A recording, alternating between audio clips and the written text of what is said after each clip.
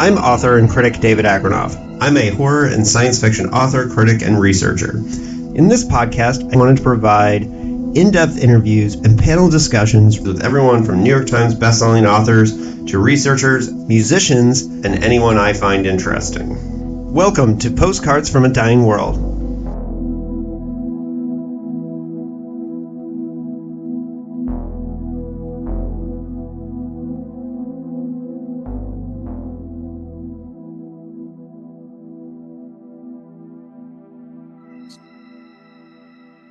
Hello and welcome to another Star Trek Roundtable on Postcards from a Dying World. We are here to cover season 2, hopefully not the final season, of Star Trek Prodigy. And we're doing our part to make sure we get more Star Trek Prodigy by talking about it. I have my normal bridge crew, and one thing I did not ask them beforehand, but I actually am going to be inviting them to do a special old school Star Trek episode soon. So perhaps you've never thought you'd get to see this crew talk about the original series, but maybe one episode. Which episode? That's coming up. Anyways, that is the worst intro I've done ever. But with me, my normal bridge crew, Issa Diao and Sara Lynn Michener. Issa, you will not recognize his blinds from his former home because he sold it. He's like a Rolling Stone now, right? Or should we say it's a punk rock? You're on the move. Yeah. Doing some secret punk stuff that I wasn't really telling the public about yet, but that's fine. We're good. Okay, well, fine. I screwed that up. Totally okay. It's not that exciting. Don't worry. Secret punk stuff. Secret punk stuff. See, that makes it sound mysterious and not just like, we have nowhere to live. So, whatever. Either way. If you've never seen our Star Trek coverage before, basically Issa and Sara are two of my most serious Star Trek friends, although Issa says he thought he was more into Star Trek until he started hanging out with us, which is fine. I say that very politely and fun. Yes. If you're watching on YouTube, Sara has brought two birds with her, but Issa is I'm going to finish up here with Issa is a musician, a writer, and a fantastic dude, and that's why he's here. So, hi, Issa. Sara Lynn Michener, I just heard you on a great episode of Geek's Guide to the Galaxy covering A Rendezvous with Rama. You do lots of appearances on there. You do a lot of essay writing and a lot of fandom stuff. Sara Lynn Michener, welcome back to the podcast. What have you been up to, Sara? I know you do lots of fun, nerdy stuff. Have you done anything fun lately? Actually, this is very exciting. My friend has, so she is working on a special effects situation for one scene in Alien Romulus. So she's going to the cast and crew premiere, and she was just chatting with me yesterday about helping her create a custom handbag with laser cut elements with certain things that will be appearing in the movie that she told me about but didn't tell me about, if you know what I mean. Right. Just enough for you to That was we don't. Is there an alien in the handbag? Is that the spoiler? Alien in a handbag. Actually, that is not the spoiler. In fact, that would be problematic. If it would be easier, it's easier for me to make this bag than it would be to make like a homage to the aliens, like the second one, the one that's my personal favorite, or the first one, because then I would have to use, oh my God, bird fight. Then I would have to use like trademarked imagery and stuff like that. So this is actually, it'll be very cool, but I can't say anything. And she was very coded about it. She was like, I'm not going to explain why, but it needs to have this on it. And I'm like, okay. We only have like 16 days before we'll all find out. I know. Alien Romulus is coming out soon. I don't. I'm gonna actually read the spoilers before I decide whether I want to watch it, because I have a litmus test for alien movies, and it's Yeah. does literally everybody die? Because if literally everybody dies, I lose interest. It's boring.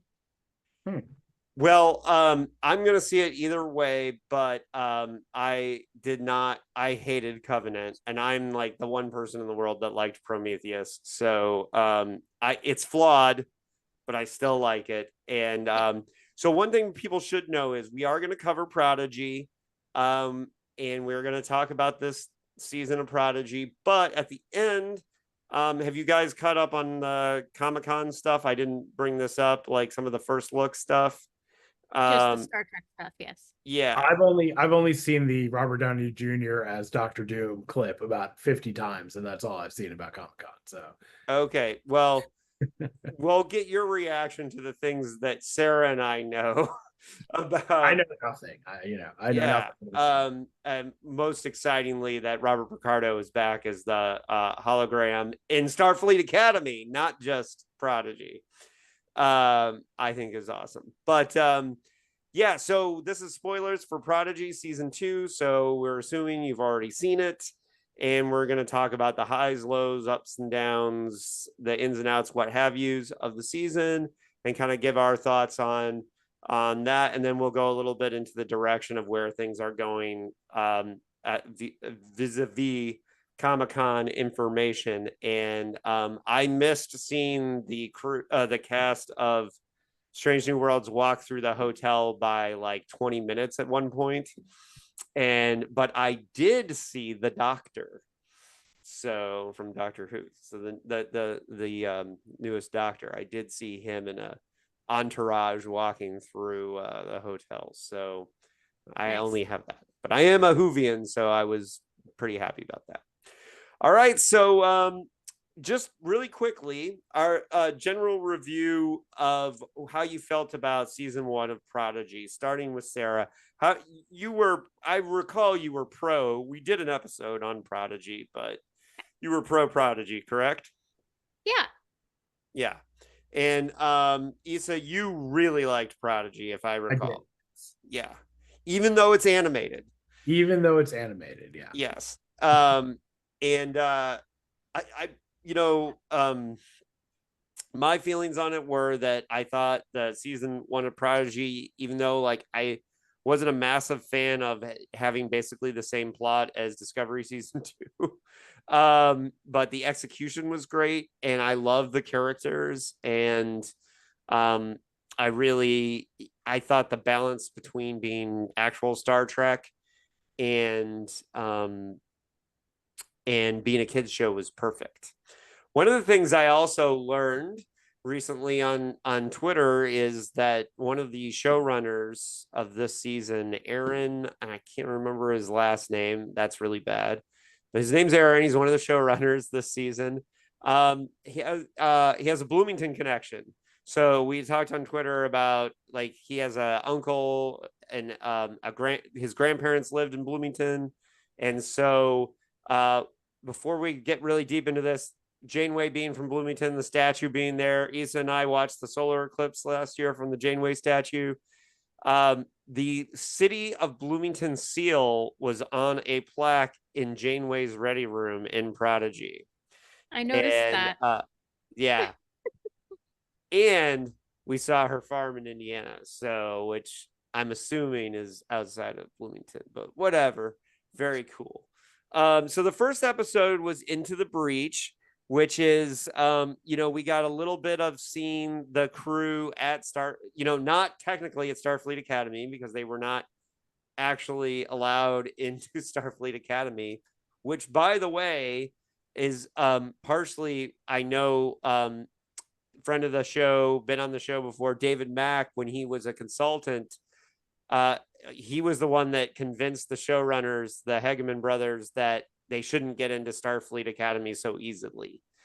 And so the whole reason they're not in Starfleet Academy is David Mack. But I actually think that's good, and it creates tension, and it actually, the idea that what David was saying is that, species and people, there's applicants from all over the Federation. And for some, even though they just saved the Federation, for them to jump the line would have been weird. And I also think it creates this whole thing with Janeway. But so the first episode really, like, they had to come up with an excuse to get them back with Janeway, and Janeway pulling them on a mission and doing that. But for me, the highlight of the first episode was seeing the Voyager A. That was like a big deal for, as a Voyager fan, seeing like an extremely large Voyager was really cool. Did you guys have any thoughts about how the season started? Starting with you, Sarah, how did you feel about how it got kicked off? I assume we're talking about how season 2 started now, yeah? Yes. Okay. Yeah, I loved it. It was great. I it's funny, every single episode I'm like, oh, the art direction. I love the art direction. It's beautiful. Like, I appreciate the fact that they were like, well, since we are going to do this, we might as well make it as aesthetically pleasing. Like, there are certain things about it, like the way that the characters move sometimes, or the way their faces move, that bothers me because of the computer generation. But other than that, I love the art direction. I love the colors. So it's ironically, like, if you're gonna watch a Star Trek on mushrooms or some kind of, that would be the one. But yeah, I love the beginning, and I really think that in general, the second season is I loved the first season, and I recognize that most of the things that I didn't like about it were because it's a kid's show. They still have to make it for kids. But this season, I felt like they actually maybe acknowledged that a lot of Star Trek adults are watching this, maybe a lot more than they thought. And I felt like it was more catered toward us. Yeah, I think what they made a conscious decision on was kids watch the adult Star Trek too eventually, and we're going to throw the tech jargon at them, and they'll get what they get, and it gives them a way to watch it with their parents and ask questions and do that kind of thing. Yeah. One of the things, I don't know. So, Issa, do you have any general thoughts on how it started, or otherwise I'll get into some details about the episode? It was interesting because it seemed like it's been a really long time since the first season, to the point where I didn't remember a lot of it, and so I was considering watching like a recap or something, but I was just like, I'm just gonna go for it, and I pretty much rememred everything. I mean, like we said, it's a kid show. It's not like some super complicated thing I had to keep track of, but it was good. I mean, it jumped right in, and it got me like, I watched it late, and you had told me that it was really good already, so I was like, okay, I'm excited going in. Yeah, it definitely didn't disappoint. I have more general comments about the season that I'll save for later, but it was great. It started great, and it's stayed great. Yeah, and one of the things I appreciated about how they started it was that they kind of were able to give Dahl a little, start his kind of arc for the season by having him be so bored by like school, right? Yeah. And honestly, he was playing captain on a starship for a whole season of TV. Like, sitting down and doing temporal mechanics 101 and doing all that would be boring. And then I really loved that, like, Rock Talk loved being in school, right? And but kind of also showing how, like, they were misfits in this kind of situation, and like, kind of setting up. And then when Janeway, like, kind of pulls them into the thing, she has a legitimate reason for wanting to bring them, because it is connected to the protostar and all that. I think you have to just agree that you're going to suspend disbelief completely on a lot of the adult aspects of this show. Like, sure. Like they switch between, I have to protect these kids, it's too dangerous, and yeah, let's send the kids. It's just like all the time. You just have to be like, okay, that's fine. Like, no problem. We're not going to think about that too much. Yeah, and so once the first I really loved when Gwen goes back to Solom, and I loved the design of that planet. That culture felt very alien. Some of the mustache twirly stuff with the woman who had been in Janeway's crew and all that, which I had forgotten that she had been on Janeway's crew until she said something about it, and then I was like, oh yeah, that was weird. And then but the whole like changing the timeline and having the infinity, and it was a good setup to get the kids alone again. Right, so they have to like do their mission. I mean, it took a little bit of time to get there, so there's the introduction of the Doctor as being and kind of like some comic relief and being there. I am a little surprised that they did the Doctor there if they were planning to have him in Starfleet Academy, but I'm fine with it. That was good. It's funny because, and I know this is going to be hard because it's a little different, at least for Sarah and I who watch week to week, to separate the episodes, because I'm sure we were all kind of binging. Wait, I think, Sarah, didn't you binge this one now too? Sort of. I watched like an episode a day. So right. Yeah. That's how I usually like it. Yeah, and I did 4 at a time, which is weird for me because I'm the guy that loves the weekly format. But I thought we were going to be doing this sooner. And when I started, I just did the first 4. And then actually, and I think they kind of designed the episodes in blocks of 4 to 5, like to kind of. There were a lot of 2-parters for sure. Yeah. Yeah, and so this one was a 2-parter, and it sets up the whole thing that that they're gonna try to save Chakotay, and that they're trying to figure it out, and then the kids mess it up and like go back in time and accidentally save Chakotay-ish, and set up that whole thing. I did like how it set up the dynamic of where the kids were going to be kind of on their own again. So, and really, the first 3 kind of, it's not even just, I know they say part 1 and part 2 for Into the Breach, but really it's the first 3 episodes that kind of do that whole arc. And then we have, I think it's the 3rd episode where Gwen sees her father again. You froze it. Was that me, Sarah, or is it David freezing? I think we all Dave froze. Okay, yeah. Sorry about that. Yeah. But I think it was the 3rd episode where they where Gwen kind of gets to the reset with her father, which was interesting. And I thought that was a neat storyline. It's a little harder for me with this season to go episode by episode because so many of them like kind of work together. But what do you guys feel about I thought this relationship with Gwen and her father was kind of neat because he was the villain of the first season, and to have the time travel like kind of create this different dynamic for her. And yeah, I thought that was good. I don't know if you guys have any feelings on that. I thought they did. Oh, go ahead, Sarah. You go first.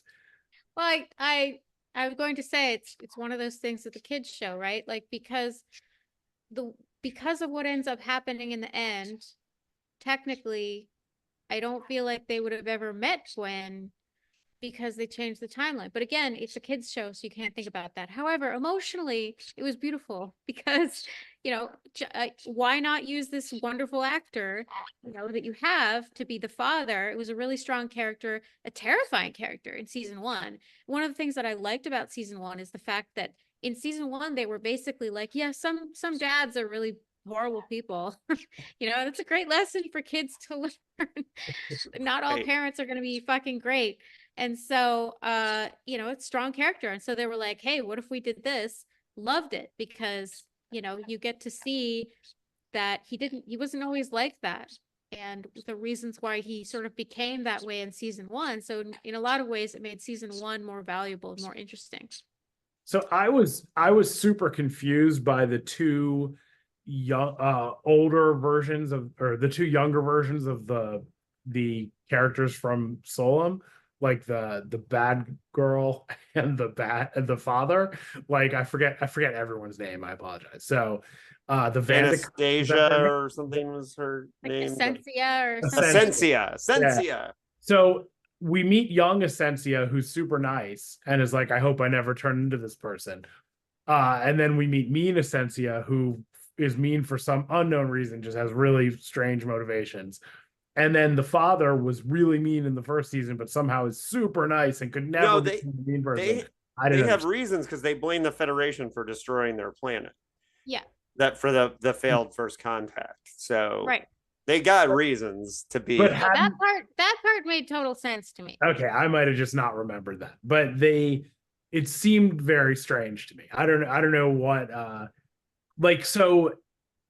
but then shouldn't those, how did they not change the timeline? Am I asking too many questions here on a kid show? But like those older characters shouldn't have existed if they've fixed the past or whatever. You know what I mean? So I was confused by that. It's because it's a kid show. You can't. Yeah. Okay. You can't think about it, or else it'll. There's a temporal anomaly that surrounded the planet. I mean, to be fair, the temporal stuff in Star Trek, you can't really think about it for too much, Sure. or else it all falls apart. So well, we have to, because the next episode is Temporal Mechanics 101, which, by the way, the thing about Temporal Mechanics 101 is that one of the cool things is they had that cameo from Aaron McDonald, who got animated, who is the science advisor, who many of us know from different podcasts. And she's a great follow on social media because she talks about doing all the science math and stuff. One of the technical advisors. So it was cool that they got her into the show and animated her as the virtual teaching assistant. Yeah. And so one of the things that's cool about that episode too is that you have like them communicating across like the time vortex and all those things, and you get a little bit of Janeway being Janeway and like coming up with being a good commander and being in charge. And so I liked all that. And then the mystery in the beginning of who's the voice on the other end, I was assuming that it was just them sending these messages from the future. So the fact that it was, that it was Chakotay sending these messages or whatever. No, it was Wesley sending the message. Oh, well, Wesley. Yeah. Sorry. Yeah. I'm confusing that. But yeah, the fact that it was Wesley, we'll get to that in a little bit because that was really fun. But you did get some really fun like Star Trek stuff where like the whole episode where they're trying to figure out how to communicate and they need to figure out how to translate Murph was a great like one episode storyline. And the whole speaking, you just liked it because it had whales, right? Well, Dano's gonna. I was like, if Dano ever watched this, he'd give not only a whale named Jillian. Yes, it was a Dr. great Jillian Taylor. Yeah. Yes, and the cetacean ops being like a real thing, and that the cetacean ops doing navigation on there was great. I did love that, not just because for some reason our friend Dan decided that I love whales. And that's the only reason why I like Star Trek so much is because of whales. But he just will never let the whales go on with me. But so when I saw that, I was like, oh man, I'm so glad he doesn't watch Prodigy. But Cetacean Ops was great. That was a fun thing. But what did you guys think about the whole like? Because I was a little worried that some people wouldn't like the fact that they were like. That Murph was, that they would ever be able to communicate with Murph in a real way. But I actually thought that was great. And I loved that they were so excited that I was a little disappointed because I feel like there's a wealth of science fiction examples of like how different species without no language in common would communicate. And I feel like they could have done a better job of like attempting to communicate. Like it just seemed very it seemed very strange. And also it's one of those like, sometimes the universal translator just doesn't work for some reason. You know what I mean? But For like plot whatever. reasons, Issa. Yeah, I know. I'm being critical. But yeah, it was that was a good episode. Yeah, and this is where you get into where you're starting to see where they're able to fit into the wider storyline some individual stories, and I like that. The next one being, of course, where they come up with the hologram imposters, in order to, and it's funny because I kept thinking they hijacked the Infinity way sooner, but they needed the holograms to hijack the Infinity. The season is very spread out. Like I was actually really surprised. It was one of those things where I figured you guys would have some behind the scenes information on why it was 20 episodes, because it definitely, you could have cut it down to 10 and told the same story if you want. I'm glad they didn't, but that's what people usually do. My theory is that they started out with that format, right, where Nickelodeon was involved and everything, and I feel like it might have been that because it's a kid's show and because it's a Nickelodeon show, they have 20 episodes. Because the first season, like the first half arrived, and I was like, wow, that was only half. There was 10. That's about as long as a normal season would be. And then there was another 10.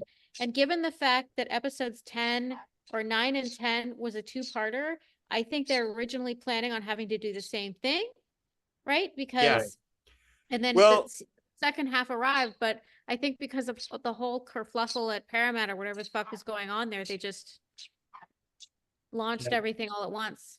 Yeah, and so what happened with Prodigy is that even though they had already written all the episodes, they were a huge chunk of the way done with the production on season 2, and Paramount canceled it. And they were almost done. So Secret Hideout and Alex Kurtzman, like the people behind Star Trek, basically told them like, hey, finish it, and we will. And one of the things about Paramount canceling it is that gave them the freedom to go shop it elsewhere. And there were some weird things, like it came out in France a couple of months early. So if you were a French speaker, you could have seen it. And the French were very good about not spoiling the Wesley thing, because there's a lot that they could have spoiled, for example. But they made it so long ago, and I know Will Wheaton's talked about how the fact that he has had to sit on the fact that Wesley was coming back for almost 4 years, because they were still halfway through season 1 of Prodigy when they called him and said, we want you to be a main character in season 2 of Prodigy. And so 4 years he had to sit on that information, and well done by him. But yeah, so that's kind of the backstory on that for how that happened. And then it worked out great. Just when you sit and think about how many things happened in this season, it's like old school, like these days shows don't have that much stuff happening in the first season. Yeah. And Netflix stepped forward, and so, but Netflix is under no obligation to keep going, and it would take all the different puzzle pieces where, like, they're on Amazon in this territory, they're on Netflix in this territory. All those pieces have to like come together and say like, hey, it's worth it to do another season. And so it did really well on downloads, but Discovery charted in the top 10 for the first time in its last couple episodes, and I think Paramount's probably regretting that they canceled Discovery, I'm assuming. And so for that reason, but it's the Paramount merger and the fact that they still own the name Star Trek is slowing a lot of stuff down. But and shout out to Alex Kurtzman, the man behind all this, because it just came out during Comic-Con that he paid all the crew on all the Star Trek shows in production, like during the SAG SAG strike. So like that's really good leadership, and Rick Berman certainly fucking wouldn't have done that. But very cool. So yeah, so we have this imposter episode. I love that it's kind just of like a hijinks episode. nice compliment, and then it's like cheap shot. Hey, well, Berman had his issues, Of course, it's just funny. But I've also heard good things about his leadership from some people, who should be obvious who, but and I've interviewed a lot of writers that worked in that era, and they've all said nice things about working with the guy, but honestly, one of the reasons why I want to say good things about Alex Kurtzman is he gets beat up a lot, and undeservedly so. And I also liked his Man Who Fell to Earth TV show. So yeah, that was amazing. Yeah, so suck it, haters. But anyways, yeah. So the imposter syndrome with that was kind of a hijinks episode. It was kind of a comedy episode. How did you guys feel about it? Because I don't generally like those episodes as much, but I thought that one was fine. It was funny. Yeah, I mean these episodes are so short, and they're short. They're 20-minute cartoon, right? So you can get away with stuff like that without it dragging or being silly. I think so, or silly the bad way. Well, and my absolute favorite character on Prodigy is Rock Talk, and she was amazing in these episodes because I really loved that she hated rule breaking, and she was like, "Oh no, don't make me do this," and because she was the one who could totally make it all happen, so they needed her, which was great, and her being this like massive hulking character who's so loving, is just so great. It's she is up there with Garrick for me as favorite Star Trek characters, like seriously. And I know I said this online, but the scene when they were about to beam out for a mission and she told them like, "I love you guys," like right before she beamed them out, I was just like it got me all teary-eyed because I was just like, I believed it for that character, that she felt that way. And I thought, I remember thinking, is this the first time that somebody has beamed somebody out and said, "I love you" when they're leaving? Yeah. It feels like now that we have seen it once, it's just like, why doesn't that happen more often? Yeah. And we should get an "I know" in there too, for I know. Yeah. Yeah, I don't see Chief O'Brien as being that guy, like in TNG, but and certainly not after all the stuff he went through in Deep Space Nine. But yeah, so the next episode it was one of my least favorite of the season, and that is The Fast and the Curious, which is a funny title, but that's where they ended up meeting the oh god, what's that species? Oh, it's the pod race episode, right? Yes. Yeah. Yeah, so and that was Kazon, which is like a Voyager villain, and they were like deep Delta Quadrant species, so didn't really make a ton of sense. It was just like, hey, we're gonna throw Kazon in here.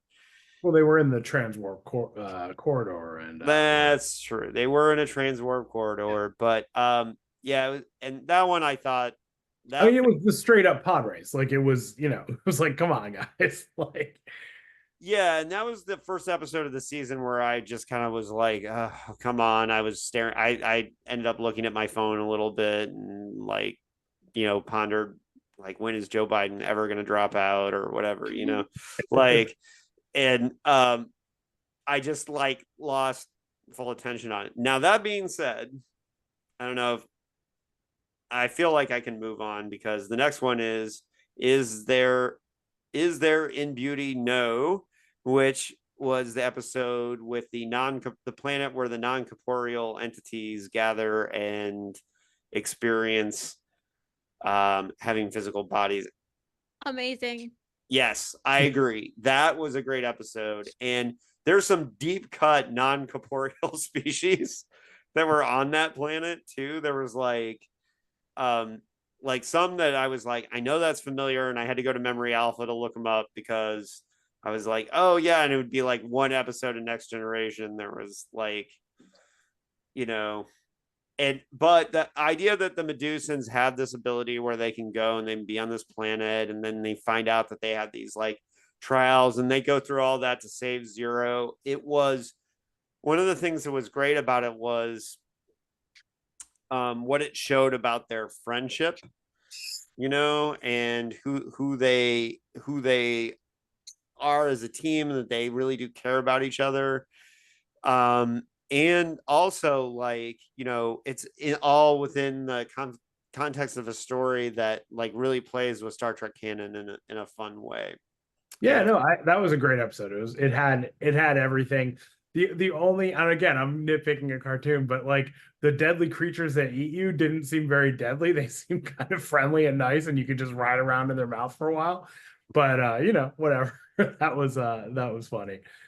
But that was a good one. True. And but at first, if you had told me before the episode, like, because I really like Zero being a Medusan hanging out in that suit, and I kind of liked how not like everybody else Zero Yeah. was. So if you had told me ahead of time that he was going to get a corporeal body, I would have balked at the idea, but in execution, I liked it. What Well, did it you? was good they kept it short. You know what I mean? Like Yeah. it wasn't a long. If that had been like a permanent thing, now Zero has a body, that would have gotten old pretty fast, I think. But you know, Sarah, did you have any special thoughts on that episode in particular? I think a lot of it comes from the fact that the actress who plays Zero has a wonderful voice. Like, not just because she's got a cool accent, but like she just has a really good quality to her voice that brings a lot of depth through voice acting. And I think that that's kind of what makes the character so compelling. I also really love the new Vulcan. Yeah. She is super fun. I actually totally want to do my hair like hers. I want to like have the long pieces in front and then do this thing. But because I already have the undercut. But I yeah, and I noticed mean, we don't have the typical bowl cut these days. So it's true. It's true. Well, summer gotta be shorter. But it's I think that because there's 20 episodes and because it's a kid show and everything, I catch myself feeling that like, oh, this feels like a side quest thing. But and then I have to remind myself, like, no, this is what this show is supposed to be. Because if you're a kid, you are not watching this all in one go. You are not aware of all of the adult concepts of like what television used to be like. And then it became the Sopranos era, and then it was the new dawn of golden age of television, and then it was the new dawn, and and now it's being destroyed again because of capitalism. They don't think about any of that. So it's totally makes sense, for a kids show to have an almost side quest situation where it's like each episode, so many things are like, oh wow, that was wrapped up really quickly. Like the previous episode that you were just talking about with the Kazans, like I was like, oh, this is going to be a problem. Oh, nope, it's already over. And I experienced that sensation several times in watching the season. But, it's because it's a kid's show. So it's fine. Well, and then the next episode, Wesley Crusher becomes the next Doctor, and by the way, and I'm not just making a joke. Like, Will Wheaton has talked about how they really saw Wesley Crusher as being like Star Trek's version of the Doctor in this scenario, and he played it that way, right? And which I'll get to in a second about why I liked that decision with the updating of Wesley Crusher. But also, like, one of the things I'd kind of forgotten because I'd tried to put season 2 of Picard out of my brain is that they basically set up that Wesley and that the Travelers were the same people behind Gary Seven, and like that the connecting to that part of the Star Trek lore from Assignment Earth. What was the connection there? I didn't catch that. So yeah, when Wesley talks about how like they're watching over time and they're taking care of things, that's kind of what Gary Seven set up in the original series episode, where he was kind of coming through the portal. So when you see, there's a scene where they go back to basically Wesley's office or headquarters, and it looks like Gary Seven's office, and the transporter that he comes through is similar, which the Laris like character in season 2 of Picard, you know, was very heavily implied to be of the same organization as Gary Seven. And then, of course, Wesley Crusher shows up at the end of season 2 of Picard, and you get the impression that that's when you figure out that they're travelers, right? So that the traveler is like the same thing. And what I liked about the performance is that the Wesley that we knew was a kind of like smart kid. He was a teenager, so he had like goofy teenager things. But the Wesley that we've met has now been outside of space and time, has been traveling around, and he probably has so much going on that the whole thing about the Doctor and why the Doctor's so manic and crazy is that if you're a being that's non-temporally locked, right, you're not going to think like normal people. And what I liked about the Wesley Crusher performance is that he is different. He is totally a different character because he's now had a different experience. But we got cool moments in the season where we got to see him say, you know, hi to Beverly and to like reconnect, and that was awesome. And meet his little brother.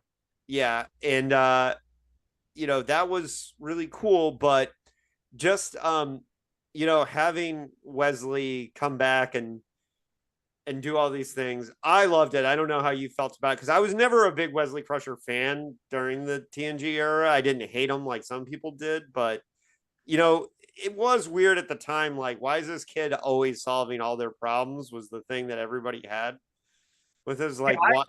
I thought Wesley was a great character when I was a kid, because it was like, you know, he was like my age or whatever, you know, and it was like, this would be cool, you know, like he was the accessibility character. Yeah, and he was a wish fulfillment character. He was the kid on the Enterprise that you wanted to be. Yeah, exactly. One of this is going to sound complainy, and I apologize in advance, but the animation, one of the things I had trouble with season 2 is the animation of the real people really bothered me. Like, it really took me out of it a lot.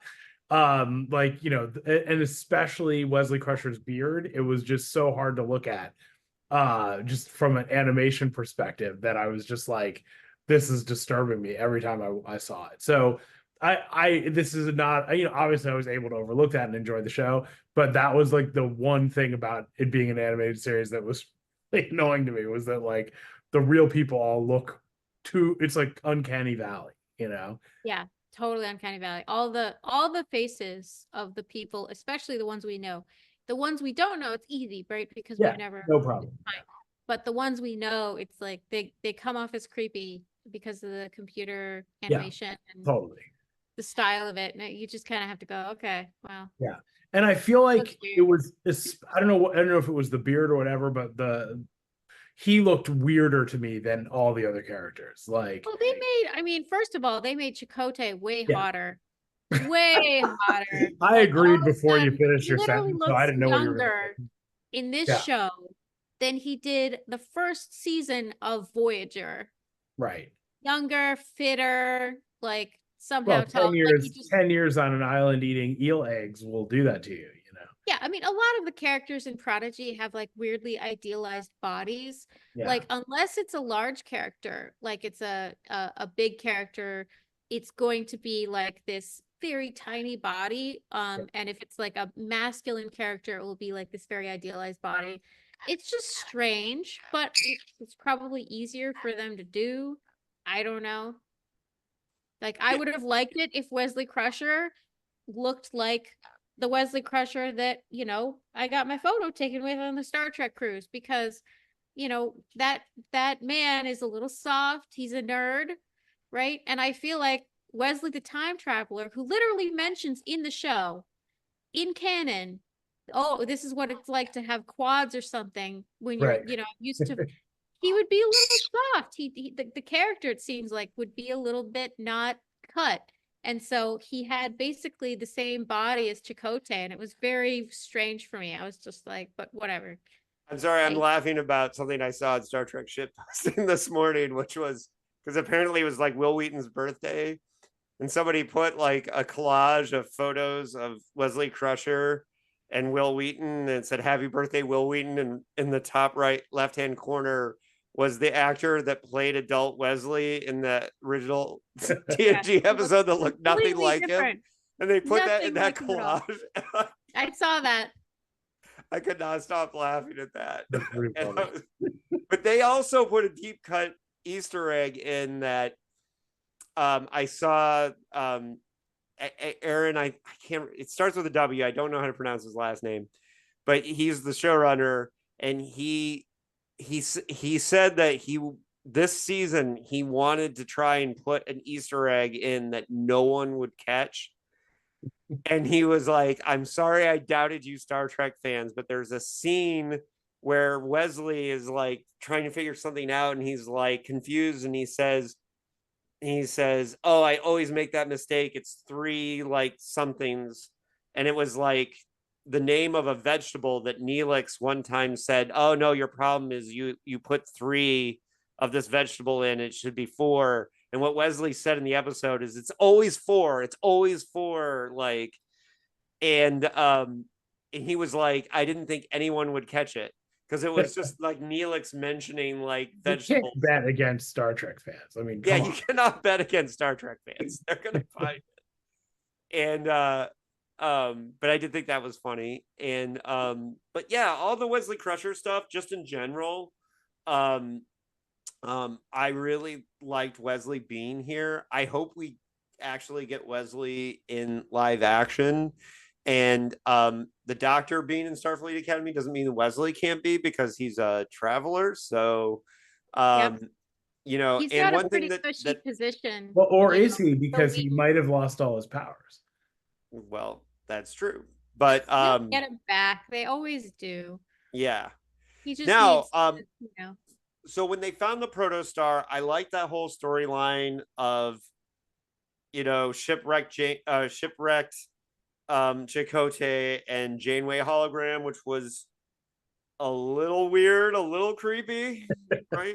Like, I kept asking, like, are they implying that not only was he in a relationship with real Janeway, but are they implying that he had something going on with hologram Janeway? And I was like, this is a kid show. Why are they being so romantic with each other? well, and here's my thing. Their pairing made so much more sense than the bullshit that they gave to us with Chakotay and 7 of 9. Yeah. Absolutely. Absolutely. I personally think that he's her first officer, and why can't that be enough for that relationship to motivate her to want to save him? And I actually think if it were me writing this season, I'm okay with implying that there was something going on with the hologram Janeway because he was alone on the planet. And I think that's actually kind of funny and interesting. Yeah. And I actually think it's interesting if they had no relationship in the real world, if, you know, hi Bird, showing you its tail. Yeah. Yeah, in a non-kid show, there would be some interesting stuff to explore there. In a non-kids show. Like the awkwardness of meeting the real Janeway after all that time. Yes. Right. Now, one of my favorite moments of the whole season was relaunching the Protostar. I thought that was the coolest. Wait, the sailboat thing? Like the... I loved it. I did not like that. I thought the idea of launching a starship that way was something we hadn't seen on Star Trek. It's something that would be hard to do in live action. I just really, as a Starship geek who just really geeks out about Starship storylines, I enjoyed that one. So Wait, are you talking about the Tribble one when they had to get the stuff, or are you talking about the sailboat episode? the sailboat episode. Okay, yeah. I Yeah. didn't care. I was like, this is a little too stupid for the sailboat episode. That was silly. And the Tribble thing wouldn't have worked for me except for it was Rock Talk. So like a Rock Talk storyline I shall take. And I'm going a little bit faster because I realized that we're taking a while and I don't want to. I mean, the whole thing was pretty much like one big episode, you know, like it's definitely a serial story. So yes. It's hard to break it up by episode. It's hard to kind of break them up. So I think earlier in the season they did a better job of breaking it up and having individual stories. Mm-hmm. And then later on it like was like full on we're into the story. And I actually the whole Wesley being captured and kind of tortured, but he's doing it on purpose for reasons I thought was kind of cool, and I didn't kind of see that coming that he had done it on purpose. Really, I felt like that was I did not dig that. It had that like there was like a period where I'm forgetting what time period this was exactly, but it was when the was it Into Darkness came out, which is the new Khan movie with Darkness, yeah. It was like there was every movie that came out, the bad guy got captured on purpose so that they could have interaction between like the good guy and the bad guy before the climax. That's true, like, because they did that. It was right after Dark Knight did that too. Yeah, it was like so many movies. It felt like every movie I saw did that. This was a little different, but his plan his plan was just bonkers. Like you have to just write that up to ignore the cartoon. But again, he's playing 4-dimensional chess. I know, but still, like that was just like I have to almost destroy everything to get her to build this technology. Why didn't you just get someone else to build the technology? Like that didn't make any sense. And see, part of the problem I'm having is when I'm looking at the names of these episodes and on the list and everything is that towards the end that more so than the ones early on in the season, they're blending together to me of like once the Protostar gets back to Voyager and then they have the two ships. I like that they had Jellicoe still being an asshole. Like an asshole in every Star Trek universe. Someone has to play that part, you know? Yeah. And why not Ronnie Cox? Because he basically plays Jellicoe in the first Beverly Hills Cop too. Right. Exactly. So, why not Ronnie Cox, right? But I like that. I mean, it doesn't make a ton of sense that they'd be completely on their own, but if they are, it's it is for the purposes of the story. And I will say this, that in the back half, that's when I felt like the one thing that kind of carried it and kept it from becoming monotonous, like this is the same story we've seen, is the characters. And that's like when Rock Talk really shined. I like Jacob Pog. Like if you had told me on paper what his character was going to be, I would say like that's never going to work. It's going to be so annoying. Yeah. But I do like him. I do think he's funny. And then, but one of the most important things that happens in the back half of the season to me that really gave Prodigy I was just really big thumbs up on is when Dahl steps aside and says Gwen is really the captain. Yeah. I was shocked. I was so happy that they did that. Oh my God. I was like about ready to cry. Yeah. That to me was like such cool awareness of like, this is how the show's changing as it's being written and how it comes out. And one of the reasons why I especially liked it is one of the reasons I don't like the JJ Treks, the reboots, the Kelvin movies as much, is that for one thing, like there is no goddamn way that Jim Kirk becomes captain. And there's certainly no way he becomes captain that fast. And like, it makes zero sense. And I was starting to feel that way about Dahl. Like, he doesn't really make a ton of sense as captain, but I was just like, it's a kid show, I'll let it go. Right. But then when they kind of came to the realization that Gwen's like their real leader and that she's the heart of the ship, and for Dahl to make that decision himself and say it's your chair, like, man, that was like chef's kiss. Yeah. Perfect Well, ending. I mean, this season was really about Gwen more than the first one. You know, she was definitely the main character, or obviously it's an ensemble and they spent a lot of time on the human actor people, but clearly, Jankum took a back seat. Murph didn't have too big a role aside from the communication episode. And being just fucking adorable all the time. Oh my God, I love him so much. Yeah. But pretty much Rock had a few moments, but it was mostly like character growth for Gwen. And they introduced the Vulcan, and we got some stuff for the Medusan Zero, but it was really like the Gwen show, I thought. I mean, all the stuff revolving around Solemn anyway, and all that stuff. So yeah, and Zero willing to sacrifice their life for the crew was a really good part of the back half of the season, and then going back to an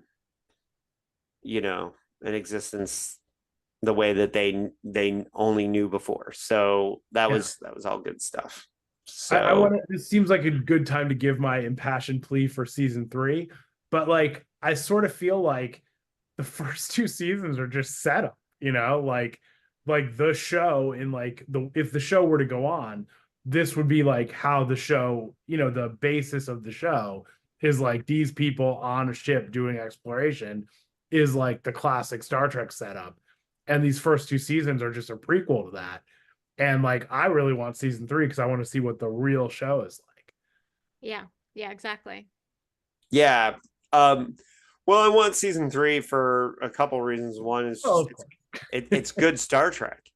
And it's written for kids and a little bit, and it has that kid stuff, but I mean, it grapples with Star Trek themes and it does really fun stuff with the canon and I think you're heartless, Issa, for not liking the sailboat launching of the starship. Myself, it was so silly. Why did they have to sail on the clouds? That was just, come on. They never really explained that in a satisfying way. I just went with it. Sure, that's the thing. I mean, in the Kelvin movies, the thing that bothered me the most about the Kelvin movies is stuff like them fighting while the ship is flying through the air on top of the ship. It wasn't the motorcycle jump. No, that was great. That was fine. Yeah. No, but so you're gonna do the sailboat thing. Tie yourself to the boat so you don't fall overboard. I mean, come on, I was assuming they had some sort of mag boots or whatever, but it would have been nice to show some of that to make it a little more believable and a little less silly. Because they also one of the characters falls off because of course they do. Because what are they doing? Yeah. Yeah, and I know a lot of people had a real hard time with because Chakotay was very well written on this season, and Robert Beltran is kind of a dumpster fire as a person, but I knew there was some story there, but I couldn't remember what it was while I was watching. I was like, don't people not like this guy? But I didn't remember. So he's voicing Shatner. He's worse than Shatner, actually. Wow. Okay. Yeah. He said a bunch of kind of anti-woke stuff, and then was and he said something about real Star Trek fans, and people were like, fuck this guy. But Chakotay was actually great in the season, which was, I think he was better on Prodigy than he ever was in Voyager. And although I will say this, I actually just randomly turned on some just random Voyager in the last week or two. And it's interesting because Chakotay's dynamic, I didn't really think about when I turned it on this week. I was thinking about his dynamic with Janeway And it is really funny to think because it starts off with him being the Maquis leader, and and he really just has to kind of accept Starfleet because he's on the other side of the galaxy, right? And so it's a really interesting place for them to have gotten to, and for character wise, there is some interesting things going on with Chakotay, but you're right, he looked better on this show than he ever did in real life. But Robert Beltran, his only big acting performance before Voyager was being in Lone Wolf McQuaid, the Chuck Norris movie. So great movie, by the way. Yeah, deep cut. It was when I was a kid. Yeah, I don't know if it'll hold up, but probably not. Yeah, he was his Native American buddy in it. So yeah, rough stuff. All right, so we all want season 3, right? We want more. I think season 1 I might have liked a little better, but somewhat. I like that they're more connected to Starfleet here, but I just thought the ending was so fine-tuned where I was very emotional about them ending up on Earth. Oh yeah, they it was ended totally unbelievable, but it was great. It was emotional. Like I wanted to cry, and at the same time I was like, this literally never happened. But it's beautiful. Like the idea that they would give these kids a starship because there was just a big disaster, and they're gonna 86 exploration for a bit. I love the tie-in to Picard. If you're gonna shout, you're gonna go over there. Hey, look, go over there. Thank you. What was I saying? Yeah. So I forgot the connection to Picard. But it was also really beautiful. So I was like, I accept it. I take it. Hey guys, can we take a super short pause? Yeah. Hold on. Sorry, my battery. So, and I had kind of forgotten that whole the connection to Picard, which I think for the adults who watched Picard, that I think that kind of had a punch too. But partially because I'm actually one of the serious fans of Picard season 1, which I know there's not a ton of too. But I like it too. Yeah. And I thought connecting to that whole storyline with the synth attack on Mars, and part of it for me too is I've read a lot of the novels that feed into that. So I know a lot about that era. So connecting to it and then putting it in the timeline there, I did like that a lot. Yeah. I was going to say the weird thing about season 1 and 2 is they both have the same ending, essentially, of the kids being like, hey, check out this new starship that you're maybe going to get to go off in, if I'm remembering the end of season 1 correctly. Well, they just got to see Voyager in the distance. Yeah. But it was very similar. It was like they're all standing together looking at a ship. Like, it's weird because I feel like, as I was saying, the first 2 seasons are both sort of just like prequel to them having their own ship and going around and doing a Star Trek. But it was like they could have just done that at the end of the first season. The second season really cleans up a lot of just loose ends from the first season, which was interesting. I felt like like I said, it's all prequel, and I'm curious to see where it goes. Hopefully it gets a chance. Well, and one thing too is that if they can't give us a full series, if they could do Prodigy like animated movies, like one-off adventures, like for sure, why not, right? They should be able to do that, you would think. They should be able to do that. Yeah. All right, so our final thoughts on, and then we'll talk a little bit about what's coming next on Star Trek. Overall, I would say this is a really phenomenal season of Star Trek. It's a really fun one. I kind of wish we'd gotten a week-to-week dispersal just for I like when the fandom's talking about it all at once. But if you don't participate in those things, it's probably less of a big deal. So the ability to just kind of go ahead and watch it all at once is probably cool. But and my favorite things in the season was definitely Rock Talk. is my favorite character. Rock and Zero are my two favorite characters on this show. But I really loved them putting Gwen in the captain's chair at the end and saying she's the leader of our little band of misfits. It was cool. Yeah. Sarah? Yeah, I'm not sure like people understand like not just for Star Trek and not just for like on Star Trek level, that's amazing. On the fact that it's a kid show, it's amazing.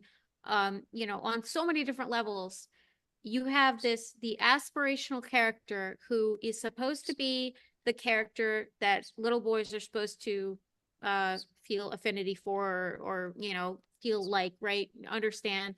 You have this character who's just like the wish fulfillment character, and he wants to be a captain for some reason.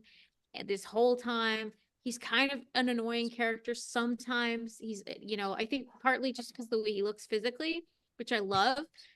You know, I tolerate it a lot, and I remember at the beginning of this season, I thought that I had expected or hoped that his character development would move on a little bit. And so I was sort of worried that he would just remain that same character the whole time, who was just sort of like, you know, the captain who really shouldn't be captain, but somehow everything works out.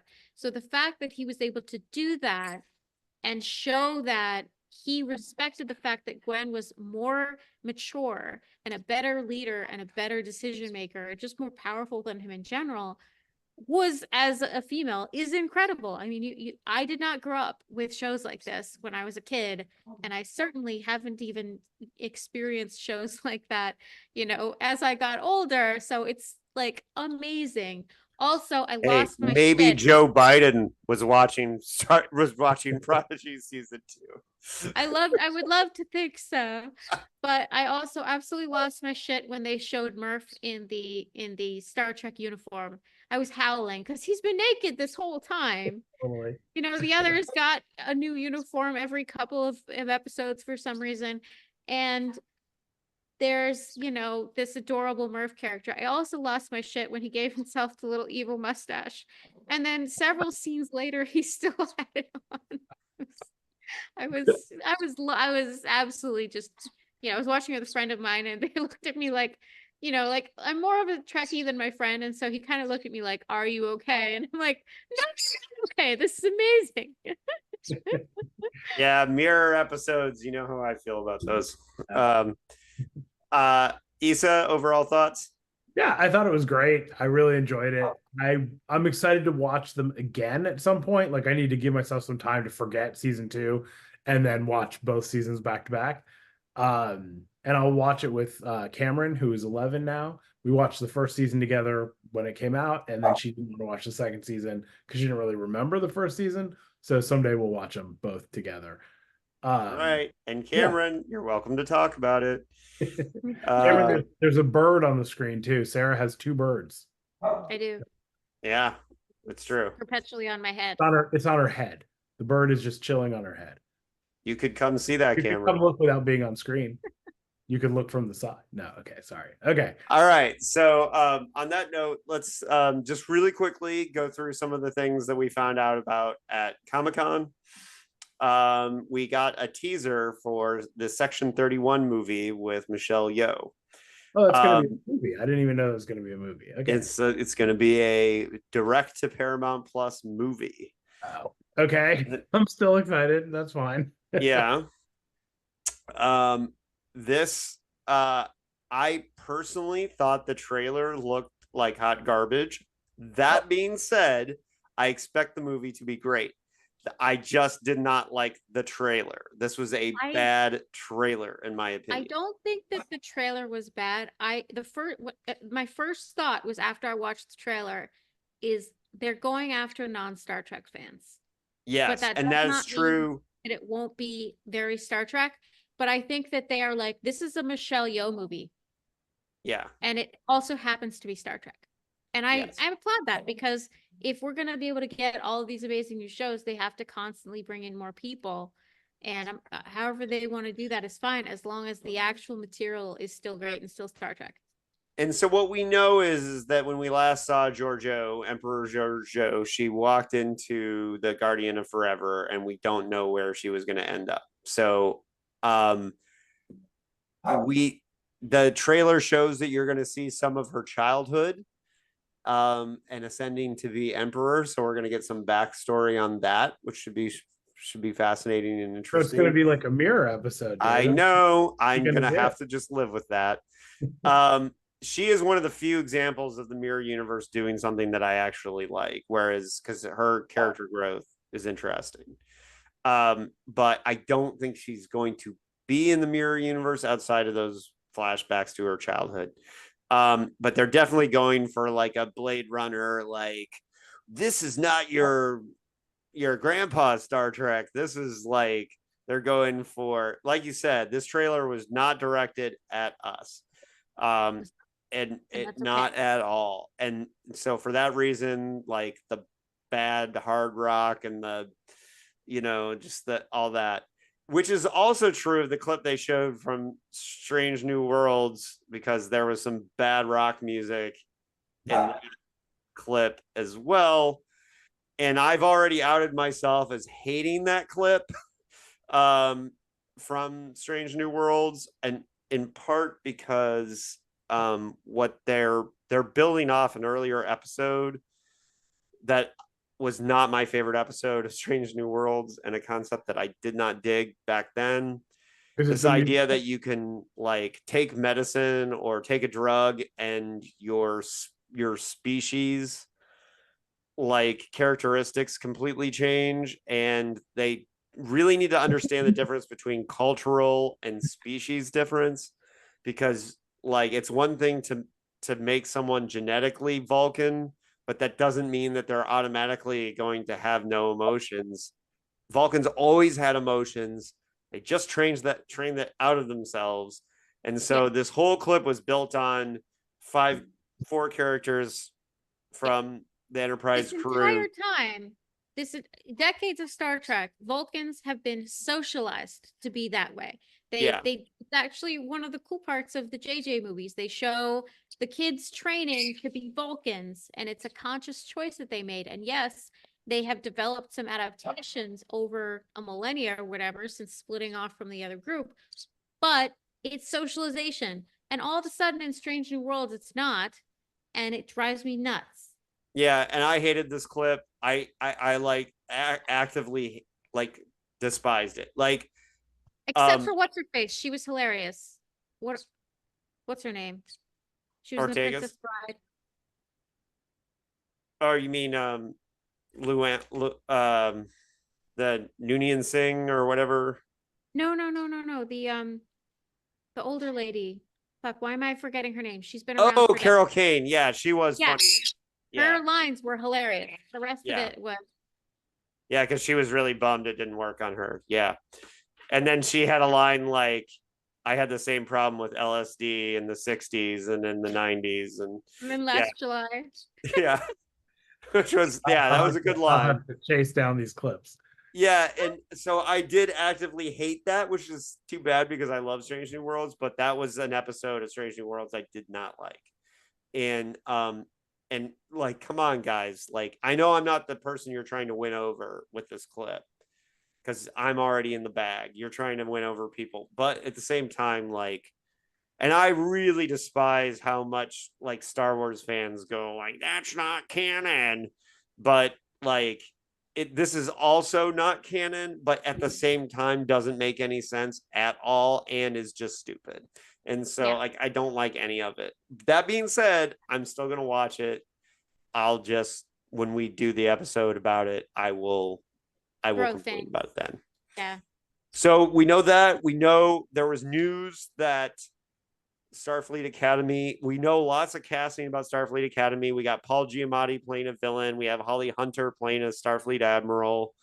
We have the Doctor returning as the EMH because he would not age, of course.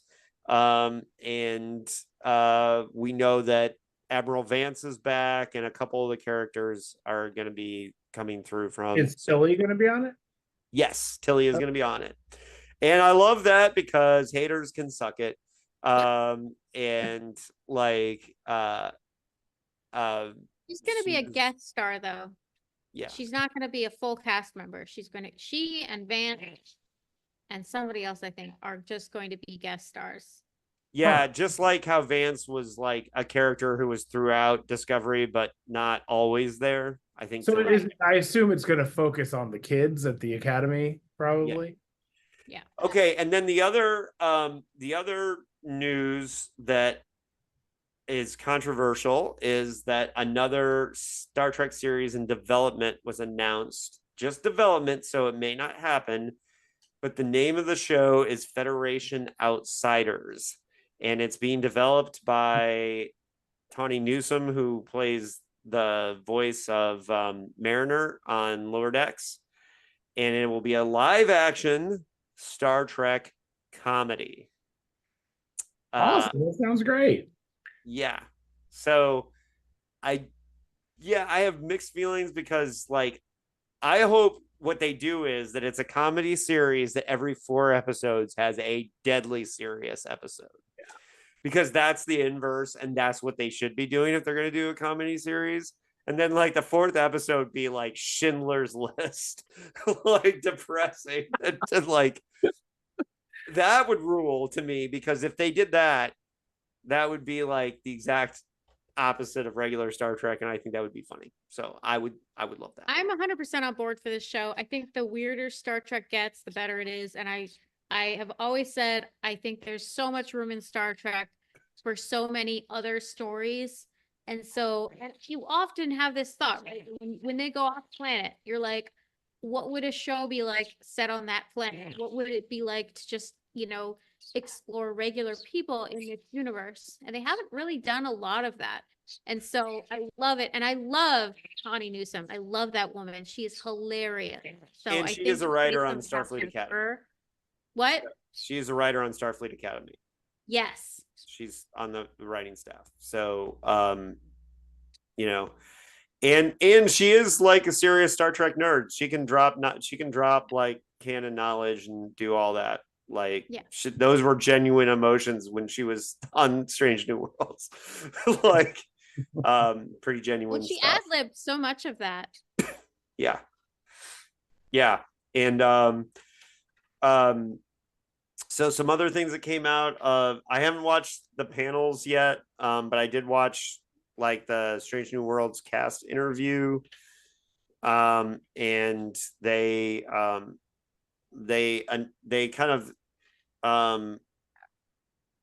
I guess what they did was that they kind of hinted a few episodes, and they did mention that there was going to be a serious murder mystery in one of the episodes this seems to be the episode that multiple different people talked about. So I have a feeling that's going to be one of the stronger episodes of the season, because and it was mentioned in like 3 different interviews, was the murder mystery episode. So out of the 10, that is one that kept coming up. So and they said no musical episodes.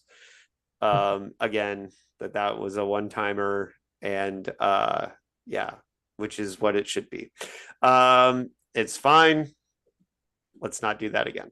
And that they have to they have to come back from the cliffhanger. And I know, I think Akiva Goldsman was the one that said that, they always said in the conclusion when they came back from the season, and he said that is how the season will start, with and the conclusion, which I thought was neat, because that was kind of obviously tipping their hat to Best of Both Worlds and all the great TNG cliffhangers.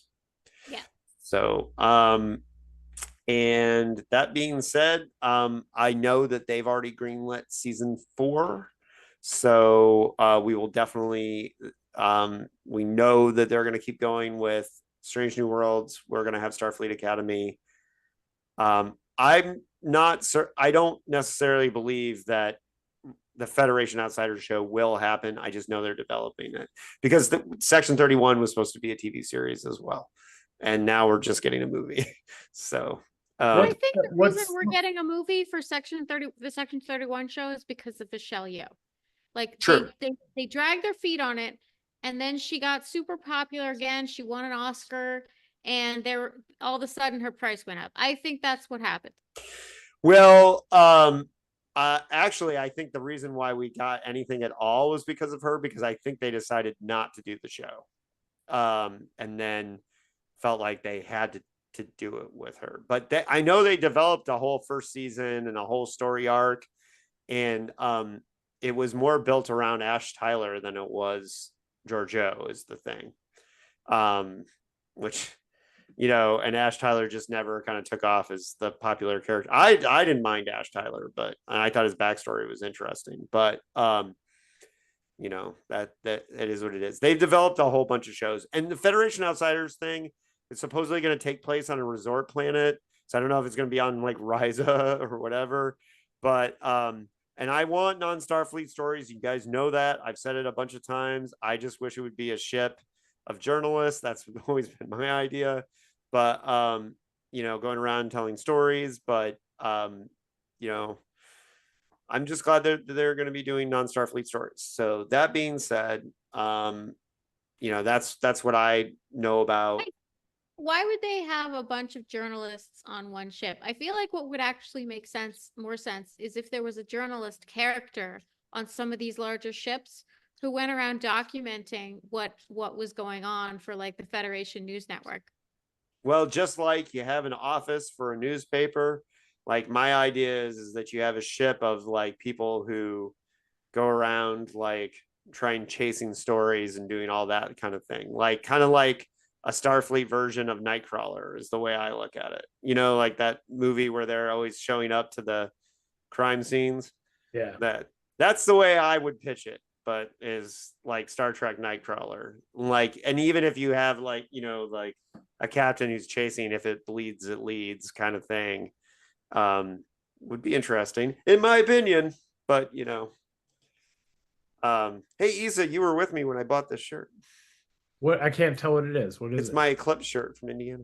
Okay, nice. On that note, anything on the new Star Trek news, the direction that we're going? It's all news to me. What's going on with Paramount? Are they selling it? Are they not selling it? What's happening? Well, they're selling it. The Skydance offer has gone up and down, and a lot of people believe that they cannot make any major new decisions until that is done. I thought that was off. I thought that had fallen through. It had fallen through, and then it looked like it was going back on. It's kind of a back and forth thing. They should make a show about that, because that's been going on forever, and I'm like, I want to be a fly on that wall. What's going on? Yeah. Well, and honestly, it may have doomed our chances of getting Star Trek Legacy, which, I mean, I'd love to see Seven as captain of the Enterprise, but people who are asking so loudly for Star Trek Legacy don't deserve it, though. They don't. I mean, I want it to for stupid reasons, because I am also nostalgic, and because Beverly Crusher's other son is hot, and I would like to see more of him. But I think, I mean, if I were them, I'd be like, when you behave, you'll get it. Yeah. Right. I think that some of these studios, I mean, if I was running these studios, it's honestly kind of, it must be terrifying for them, because they and I somewhat sympathize with them, but I'm also, because I'm generally anti-capitalist, I'm like, haha. But like this idea that they announce a show, like they announced Starfleet Academy, I think a month before the Legacy thing was like, everybody wanted Legacy. They were demanding it. They were screaming for it. And it's just like, it must be annoying to have a bunch of people dictate, this is what we want. And they did it with Strange New Worlds. And, it's weird, but I can. Well, Strange New Worlds, they wanted to do it. They wanted to do Strange New Worlds before people started demanding it. That was already, I mean, they wanted to do that. This is the reality of the world we live in. I mean, Marvel has this problem. Star Wars has this problem, maybe more than anybody, where like fan backlash literally ruins movies because they overcorrect and try to second guess stuff. And Yeah. it's kind Well, of and Terry Metalis has moved on to X-Men, so Yeah. um and he's developing other things too. So it may be too late. Although, never say never. I'm sure it's very close to his heart. So I mean, they did everything they could to backdoor pilot that shit. yeah. You could not have backdoor piloted a pilot more than they did. Yeah. So there is that. All right, And folks. tons of other things. Yeah, I have something special in mind for my two bridge crew. But I don't know. Maybe I spring it on you guys here. You can tell me yes or no here. But We're gonna say yes. It's watch a Star Trek episode and come talk about it. Of course we're well, in. but you're gonna have to do some reading. Oh my god. Oh no. So I'm doing a series on the Science Fiction Hall of Fame stories. Okay. And there's a story in here by Frederick Brown called Arena. It got turned into a TOS episode ish, sort of. Well, he got story credit for it. So the mission, should you choose to accept it, is you would have to read the story. You don't have to buy the book. I can send you the story. You have to read the short story and then watch the episode and comment on both. Sounds awesome. I think we can handle a short story on short notice. Yeah, it won't be short notice. It will. I have like 3 episodes I got to do before I get there. But I thought my Star Trek crew was the right people to have to come back on and do this, right? I like that you think you have to talk us into this, Yeah.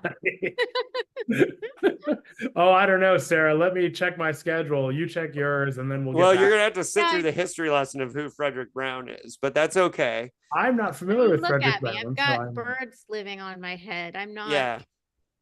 Well, Frederick Brown was an important science fiction writer, but mostly forgotten. So, of course, Yeah, I am not familiar with any of his work, so I'm always excited to read a new author. Well, and then we get to revisit the Gorn episode, and you've been to the place where it was filmed. Yeah, just north of Los Angeles. Good times. Yeah, so we'll get our Gorn on. All right, so that's the next time you'll see this bridge crew, because we won't have Star Trek for a little. We have Lower Decks coming up in October, so the final Lower Decks season. Cool. So, and on that note, folks, if you don't want people to find you, do you really necessarily? I'm doing my secret punk stuff, so Yeah, you're doing secret punk stuff. So, Sarah, do you want anyone to find you? I'm on Facebook. I rant. I post memes. I post about Star Trek. I rant. I post memes. I post about politics. Anything could happen. Anything could happen. All right, so we'll see you folks next with Arena. Will be the next episode. You'll see the Star Trek Bridge crew for the Science Fiction Hall of Fame series. So a short story from the 1940s, and then the Star Trek episode from the 60s. So it'll be fun. It's the first episode of the Science Fiction Hall of Fame series where I'm going to be actually talking about directly the adaptation. So because there are some adaptations. We just did Nightfall, and tomorrow I'm recording The Weapons Shop with A.E. Von Vogt. Well, no, I mean, he's the author. I'm not with him, but with friends covering it. and yeah, so that'll be the next episode after this one, is the Science Fiction Hall of Fame series for The Weapons Shop by A.E. Von Vogt. So folks, we'll see you next time. Thanks for joining us for talking about Star Trek Prodigy. Hopefully we'll be back to talk about season 3 in 4 years or something. But we'll be back for Lower Decks too. So I'm so bad at closing these out. You're doing great. Oh yeah, sure thing. And with that, see ya.